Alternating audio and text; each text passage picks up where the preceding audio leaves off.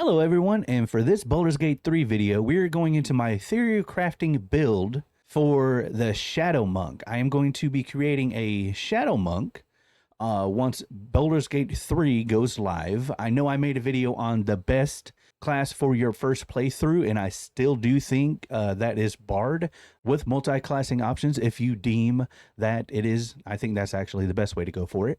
But also, I think Monk has a whole bunch of potential, and it really fits the play style that I really enjoy because, I mean, let's face it, the way you want to play is the best way to play. For this one, we're going to go a brief overview of some of the skills that I want to mingle in with this build. I'm going to be going Shadow Monk, and I'm going to be going Gloom Stalker Ranger, and then I have a few class options that I'm going to give at the end that I might want to tie into this, because I think a few levels here and a few levels there can actually help this build be phenomenal.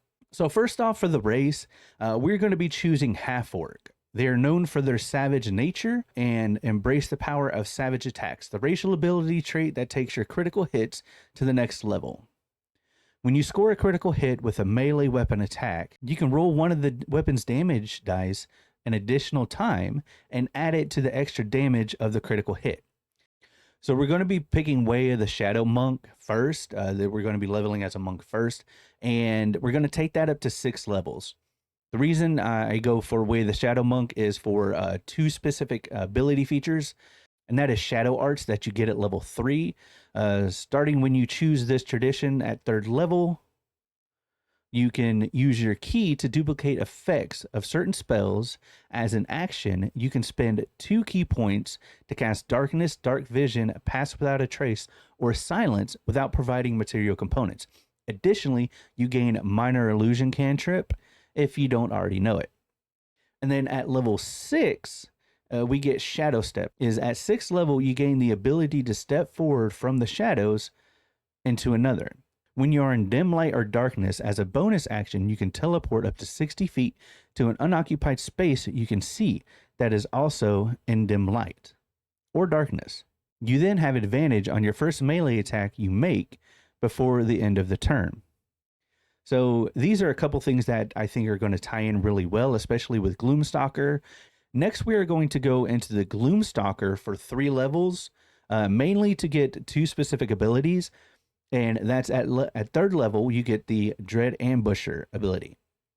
You master the arts of ambush. You can give yourself a bonus to your initiative rolls equal to your wisdom modifier. So not only do we gain advantage, we get a bonus to initiative as well. At the start of your first turn of each combat, your walking speed is increased by 10 feet, which lasts until the end of that turn. If you take an attack action on that turn, you can make 1 additional weapon attack as part of that action. If the attack hits, the target takes an extra 1d8 damage of the weapon's damage type. I think this is really good for, bursting down high priority enemies at the beginning of a fight. That's mainly the playstyle I want to go for. I want to be able to sneak in, start a battle, and go ahead and take out very high priority targets and, dish out a lot of damage right at the beginning of it. You get Umbral Sight at level 3. You gain Dark Vision up to a range of 60 feet. If you already have Dark Vision from your race, the range is increased by 30 feet. So with our Half-Orc, I believe we have a range of 60 feet already, the superior Dark Vision.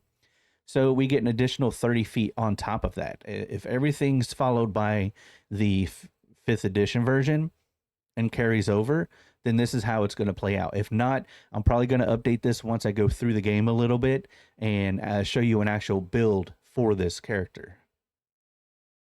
You are also adept at evading creatures that rely on dark vision, which is going to be really good, especially for a few areas in the game, not to give any spoilers, that this is just going to be super beneficial for. While in darkness, you are invisible to any character that relies on dark vision to see in that darkness. So I want to go over a couple options that I am debating on using to throw in with these 2 classes right now for multi-classing. 3 of those options are the War Domain Cleric, the Assassin Rogue, which is a complete given. Most people are going to go with the Assassin Rogue, or the Champion Fighter. And I'm going to go into a little bit on why these are interesting to me and, what I'm possibly thinking about doing with them. Let me know down in the comments which ones you think I should go with. And, we'll see at the start of, the launch on Baldur's Gate 3, how we end up playing this character. So one of the possible options, the War Domain Cleric, War Priest at first level. Your god delivers bolts of inspiration to you, and while you're engaged in battle, you use the attack action. You can make a weapon attack as a bonus action. You can use this feature a number of times equals to your wisdom modifier, a minimum of once. You regain all expended uses when you finish the long rest. I think this is going to be really good for using, being able to use multiple attacks in combat. So not only are we going to be really good at the start of combat, we're going to be good as the combat goes along.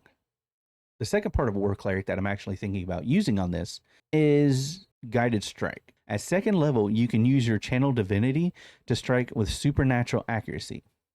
When you make an attack roll, you can use your Channel Divinity to gain a +10 to the roll. You make this choice after you see the roll, but before the DM says whether your attack is a hit or a miss. So I'm actually curious how this is going to be implemented into the game, since we do know War Domain Cleric is in the full release version of the game. How Larian Studios is actually going to do this channel divinity ability. Are they going to actually show you the roll and show you, hey, this is what you rolled? Because usually they don't do that, only when you do your dialogue options. So are they actually going to show you the roll, or are they just going to give you the flat +10 and, it is what it is? Because that kind of takes away from the ability a little bit if they don't show you the roll and give you the choice to add +10, and they just add a flat +10 to the roll either way. Or if you miss, it's a reaction and you can add +10 to it. I don't know how they're going to do it. This is why it's a possible option, and I am probably going to look into that before I actually choose this option. So my second option is going to be the Assassination Rogue, and of course that's for the ability Assassinate that you get at third level. You're at your deadliest whenever you get the drop on your enemies. You have an advantage on an attack roll against a creature that hasn't taken a turn in combat yet. In addition, any hit you score against a creature that is surprised is automatically a critical hit. If you get the drop on somebody, which this build is going to be mainly focused on at the beginning, you're going to go sneak into combat and use the shadows and unload a whole bunch of damage right at first on high priority targets. This is like a no-brainer with that. But since it is a common option, I kind of want to look at variety and see what the other options would do. So this is why I'm kind of looking into the other options. But if, worst comes to worst, I'm having a little bit of trouble, I'm just going to respec and go for, assassination. So the third option is going to be a champion fighter. And that's going to be for the improved critical ability. And what this is going to do is at the beginning, when you choose this archetype at third level, your weapon attacks score a critical hit when you roll a 19 or a 20. And I think this is actually going to be really, really, really helpful and, give us actually more critical hits than if we didn't choose this option, and possibly a little bit more critical hits than, using the Assassination Rogue, because that's only at the beginning of combat when the character's surprised. So if we can actually use this and it actually does really good and the rolls are in our favor, then this could be an actual very strong ability. On top of that, with that fighter at level 2, you get the action surge ability to where you get a whole nother action. This could be very devastating, mixed with Gloom Stalker Ranger and mixed with Way of the Shadow Monk. Those are the main options that I'm looking at with this build. Let me know what you guys think in the comments, and let me guys know what you think of this build that I'm putting together and I'm theory crafting for the start of the game. And let me know what kind of options that you're going for. And I know a lot of people are going with a bunch of different options. Barbarian is actually very popular, and so is Paladin. Those are probably going to be on my second playthrough. I'm thinking about doing a Necromancer type Lich for my second playthrough with, maybe a Death Knight with a Paladin and, maybe a Necromancer and stuff like that. So yeah. So thank you guys so much for choosing to watch the video. I hope it was entertaining. And maybe you learned a little bit of something about some of the other classes that are going to be coming to Baldur's Gate 3. And if you did like the content and I've earned it, go ahead and like, subscribe, and leave a comment below on your favorite part of the video.